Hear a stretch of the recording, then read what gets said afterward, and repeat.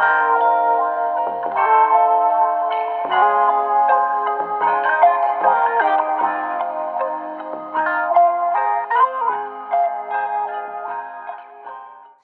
everyone. It's Sierra, host of the Yes Lord podcast, where we make a conscious decision to say yes to the Lord each and every day. And I thought I should tell this story because the Lord was pressing it on my heart. I want to tell you guys about the desert and how God took me to the literal desert for my wilderness season. Not a metaphorical desert, but like a literal one with like dirt and dry heat and just endless sky. Beautiful place, but very, very hot. And I went there willingly because I didn't know at the time that that was going to be my wilderness season, but God had a lot of surprises for me in store. So I want to talk to you about that. Um, God sent me there, and I want to talk about it because I think that someone listening right now feels like they're in a season of just drought, a season of stillness, of stagnancy, where nothing is kind of moving, where you just feel dry. And I want and hope and believe that this word will bless you, especially because now I feel like I'm on the other side of the desert, but I'm going to get to that point in a second. So, God sent me to the desert. He sent me to Arizona to kind of bide my time, to teach me. But looking back, I really value that place. I value that time with the Lord because it's not something that in this season I'm experiencing. I will admit that while I was going through it, I couldn't laugh about it. I couldn't even talk about it in a good way. I just felt so bogged down. I felt so stagnant. I moved to Arizona because I had gotten a job and I was super excited about the job. But then when the job stopped working out, or when I didn't make as many friends as I wanted to, or when things didn't look like they were going my way, I was like, God, what is this? Why are we here? I would have moments where I was super, super joyful, and I did have moments of joy there. But then I would have other moments where I was like, God, what are we doing? Why are we still in this place? Is anything moving forward? And I realize now that my life at that moment was like a train.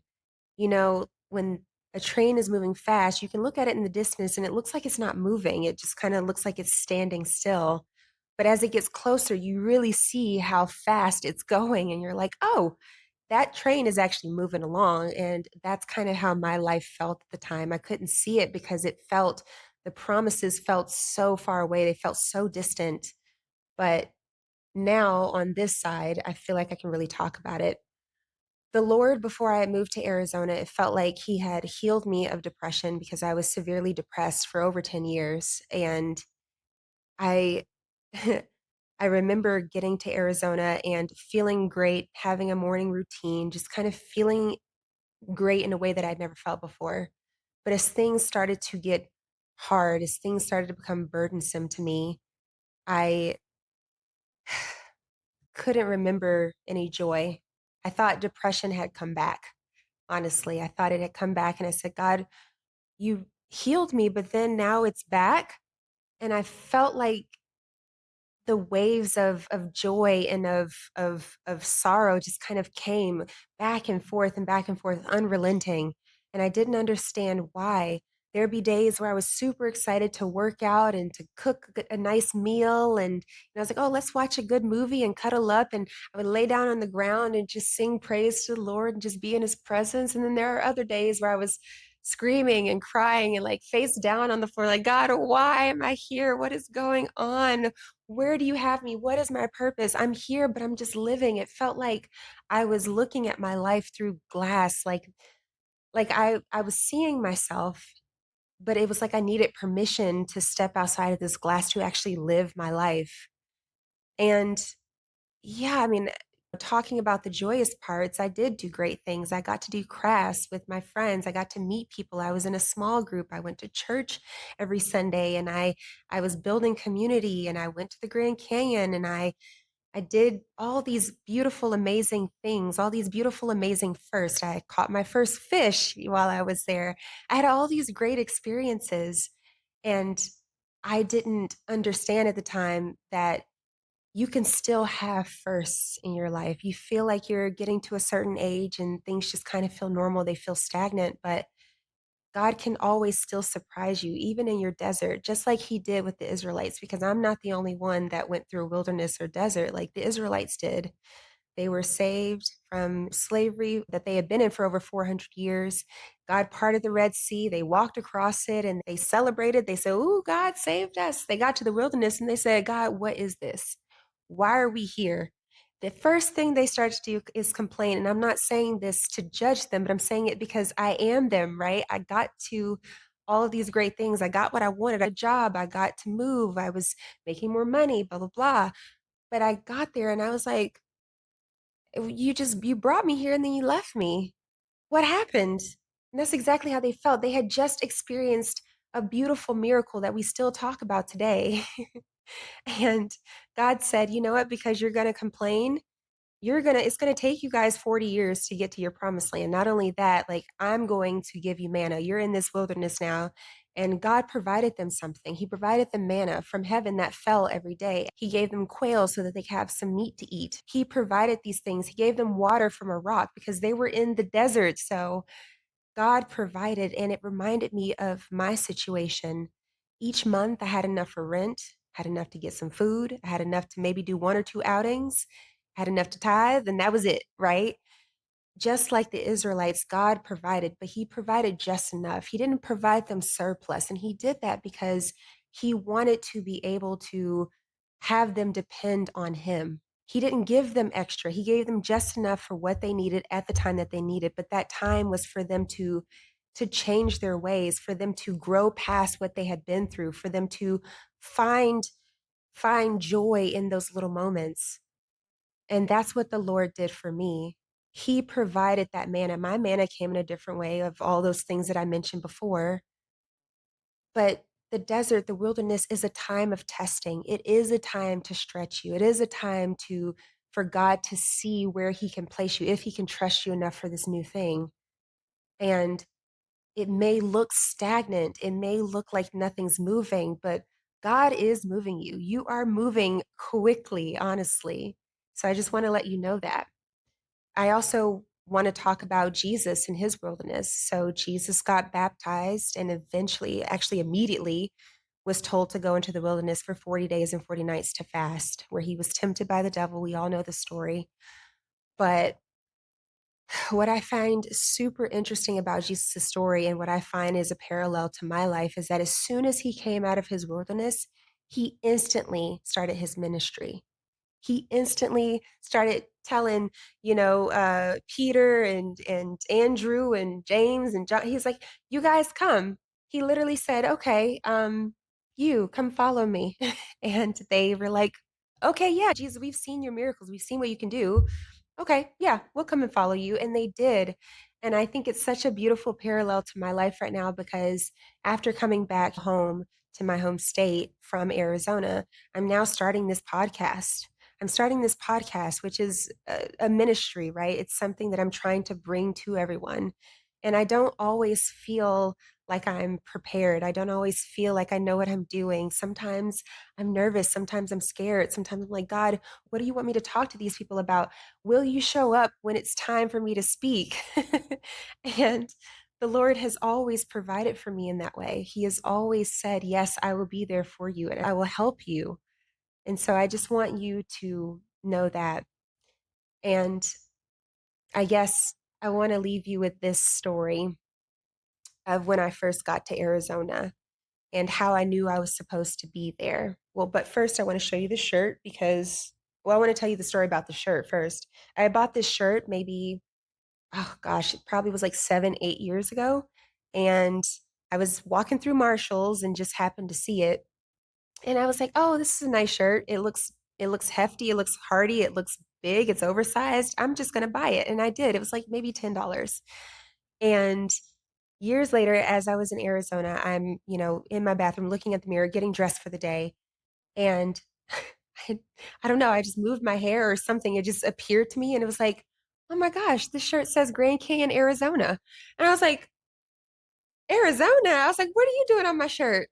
And it just felt so surreal to me because I was like, "God, like, What? I bought the shirt, and the craziest part about it is that this is a men's shirt. It's in the men's section. Like, what? How would I have even seen this shirt? It just felt so prophetic. And this is my favorite T-shirt. And I never noticed that it was said Grand Canyon, Arizona. I'm sure I did, but it didn't mean anything to me until I got there. It's like God was just like, "That's where you're gonna be. Get excited." And I was like, "I am," because I have a job. But then when I got there, I was like, "Oh, I want to go back home." But anyway, but the story that I want to tell you, the story that I actually want to tell you is when I first got to Arizona, I knew that I was supposed to be there because um, I was getting all my furniture situated and I was like, I'm moving everything by myself and I need to have furniture sliders, the things that you put on the ground that help it not to skid, and mess up the floors. And so you can move them more easily. And I was like, oh, I've got to go to Walmart. I was like, I don't feel like going to Walmart. And I felt the Lord just be like, girl, go to Walmart. And I was like, okay, God, I could have gotten it delivered, but I guess it's only one or two things that I need. So it kind of felt like the benefits didn't outweigh the cost. So I was like, okay, I guess I'm going. And I was supposed to go to work like that next day, I think, to meet my new coworkers and be in the office for the first time. I get out to my car and I have a flat tire. And I was like, oh my God, I don't know what to do.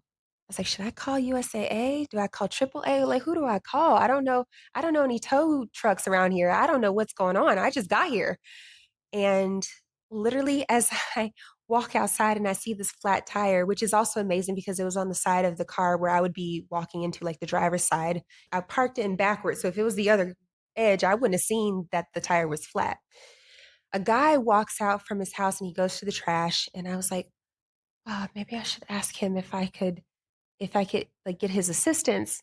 I was like, no, no, no, you don't know this person. You don't know this person. Don't ask him. So he goes back home and I was like, oh crap, I should have asked him. Like, what do I do? I'm literally the only person out here right now. And then he comes back out and I said, okay, this is my time. I got to ask him if he can help me. And so I said, hey, I have a flat tire and I don't know if you know what I can do. If you have any pointers, like, could you help me?